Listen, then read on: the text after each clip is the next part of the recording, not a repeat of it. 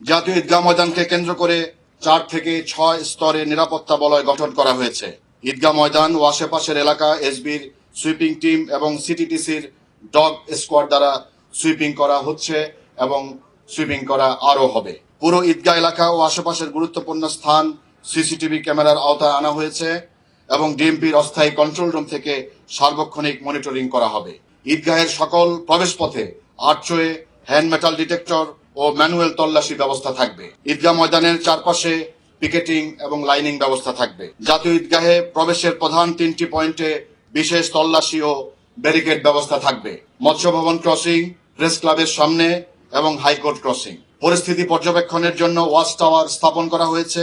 Drone monitoring এর মাধ্যমে আকাশপথ থেকেও সার্বিক পরিস্থিতি পর্যবেক্ষণ করা হবে। ইউনিফর্মধারী পুলিশের পাশাপাশি সাদা পোশাকে গোয়েন্দা নজরদারিতে নিয়োজিত থাকবে।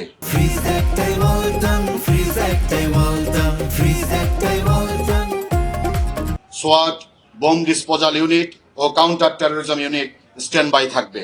নারী মুসল্লিদের জন্য পৃথক নামাজের স্থান, পৃথক প্রবেশ গেট ও বিশেষ নিরাপত্তা রাখা হয়েছে। ফায়ার সার্ভিসের ফায়ার টেন্ডার প্রস্তুত থাকবে। জরুরি পরিস্থিতি মোকাবেলায় ইমার্জেন্সি মেডিকেল টিম প্রস্তুত থাকবে। জাতীয় ঈদগাহের অভ্যন্তরে police sub control room, lost and found centre স্থাপন করা হয়েছে।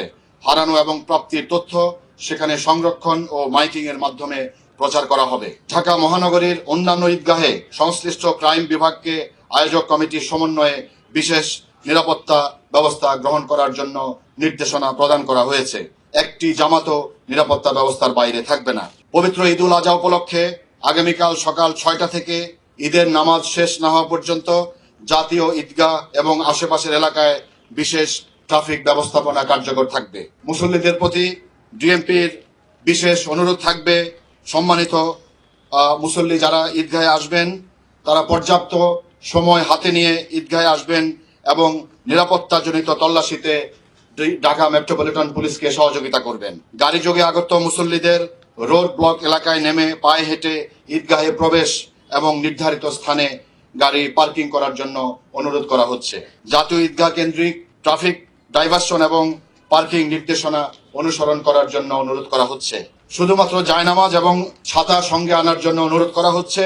কোনো ধরনের ব্যাগ, ধারালো বস্তু, দাহ্য পদার্থ বা অপ্রয়োজনীয় ধাতব বস্তু সঙ্গে না নিয়ে আসার জন্য অনুরোধ করা হচ্ছে। জামাত শেষে তাড়াহুড়া না করে সুশৃঙ্খলভাবে বের হওয়ার জন্য অনুরোধ করা যাচ্ছে। সন্দেহজনক কিছু দেখলে সঙ্গে সঙ্গে দায়িত্বরত পুলিশের সদস্য অথবা জাতীয় জরুরি সেবা 999-এ জানানোর জন্য আহ্বান করা যাচ্ছে। ফাঁকা বাসাবাড়ি এবং বাণিজ্যিক এলাকার জন্য আমরা আলাদা নিরাপত্তা ব্যবস্থা প্রণয়ন করেছি। ঈদের ছুটিতে নগরীর অনেক আবাসিক ও বাণিজ্যিক এলাকা ফাঁকা হয়ে যাওয়ায় সেসব এলাকার নিরাপত্তা ব্যবস্থায় যে সমস্ত ব্যবস্থা আমরা গ্রহণ করেছি সেটি হচ্ছে মোবাইল পেট্রোল, ফুট পেট্রোল ও মোটরসাইকেল পেট্রোল জোরদার করেছি। সিসিটিভির মাধ্যমে পরিস্থিতি পর্যবেক্ষণ করা হচ্ছে। গুরুত্বপূর্ণ স্থানে চেক পয়েন্ট স্থাপন করা হচ্ছে। কমিউনিটি পুলিশিং এবং বিট পুলিশিং ব্যবস্থাকে আরও জোরদার করা হচ্ছে। Bank, ATM booth, shopping mall, market ও গুরুত্বপূর্ণ স্থাপনায় বিশেষ নজরদারি করা হচ্ছে। আবাসিক, বাণিজ্যিক এলাকা ও প্রতিষ্ঠানের নিরাপত্তা কর্মীদের ডিউটি তদারকি করা হচ্ছে। সন্দেহজনক ব্যক্তি এবং যানবাহনের উপর গোয়েন্দা নজরদারি বৃদ্ধি করা হচ্ছে।